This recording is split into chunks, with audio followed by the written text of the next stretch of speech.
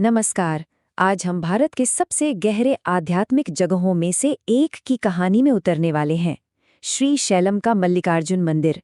पता है, ये सिर्फ एक मंदिर नहीं है, बल्कि एक ऐसी जगह है जो विश्वास और भक्ति की हर सीमा को पार कर जाती है। तो चलिए सीधे मुद्दे पर आते हैं। यहाँ एक बहुत बड़ा सवाल खड़ा होता है ना, कि आखिर एक ही जगह, एक ही मंदिर, एक साथ दो परम पवित्र स्थल कैसे हो सकता है? सोचिए जरा। और जानते हैं, यही वो पहेली है, यही वो रहस्य है जो श्री शैलम को इतना अनोखा और इतना आकर्षक बनाता है। श्री शैलम की जो पूरी खासियत है ना, वो इसकी दोहरी पहचान में ही छिपी है। देखिए, ये सिर्फ किसी एक भगवान का घर नहीं है। नहीं, ये तो दो अलग अलग पर एक दूसरे से बहुत गहराई से जुड़ी हुई दिव्य शक्तियों, शिव और शक्ति, दोनों के लिए एक सर्वोच्च केंद्र है। इसे ऐसे समझिए, एक तरफ हैं भगवान शिव, जिनकी पूजा मल्लिकार्जुन के रूप में होती है, और ये कोई साधारण शिवलिंग नहीं, बल्कि 12 सबसे पवित्र ज्योतिर्लिंगों में से एक है। और फिर दूसरी तरफ है उनकी पत्नी पार्वती जी भ्रमरांबा के रूप में, जो भारत के 52 पवित्र शक्ति पीठों में से एक हैं। सोचिए, एक ही छत के नीचे दिव्य पुरुष और स्त्री शक्ति का इतना अद्भुत मिलन।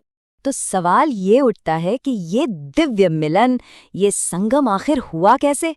खैर, हर महान जगह की तरह इसके पीछे भी एक कहानी है। और ये कोई ऐसी वैसी कहानी नहीं है। ये एक ऐसी कहानी है जो बड़ी ही जानी पहचानी सी लगती है, जैसे हमारे आपके घरों की हो। एक दिव्य पारिवारिक ड्रामा की कहानी।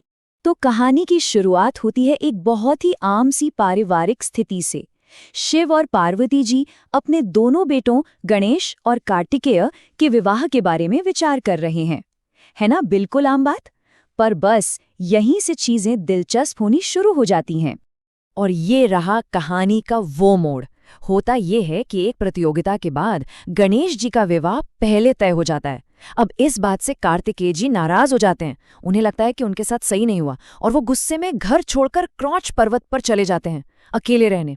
और बस यही वो पल है जो इस पूरी कहानी को आगे बढ़ाता है। अब जाहिर है, बेटे के यूं चले जाने से शिव और पार्वती जी का दिल टूट जाता है। तो बस अपने बेटे के प्यार में और परिवार को फिर से करने की उम्मीद में वो दोनों भी उनके पीछे पीछे निकल पड़ते हैं, उन्हें मनाने के लिए। और अब हम पहुंचते हैं कहानी के उस पड़ाव पर जहां से इस मंदिर का जन्म हुआ।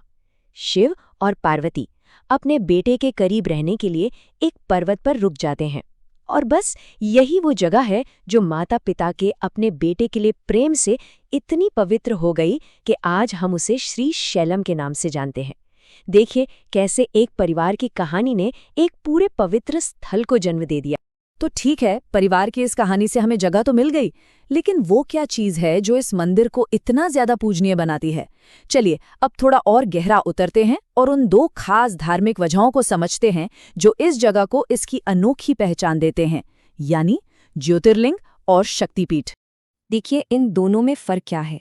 एक ज्योतिर्लिंग भगवान शिव के उस अनंत निराकार रूप का प्रतीक है, प्रकाश का एक ऐसा स्तंभ जिसका न कोई आदि है न अंत।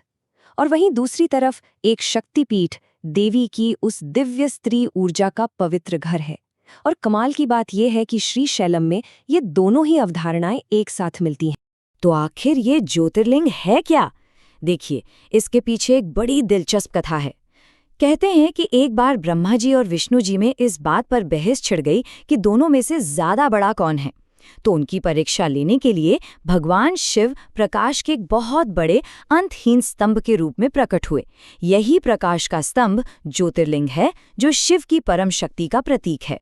और ये बात जानना बहुत जरूरी है कि पूरे भारत में ऐसे सिर्फ 12 मुख्य ज्योतिर्लिंग हैं, और श्री शैलम उनमें से एक है। इसी वजह से ये जगह शिव भक्तों के लिए सबसे पवित्र तीर्थों में गिनी जाती है।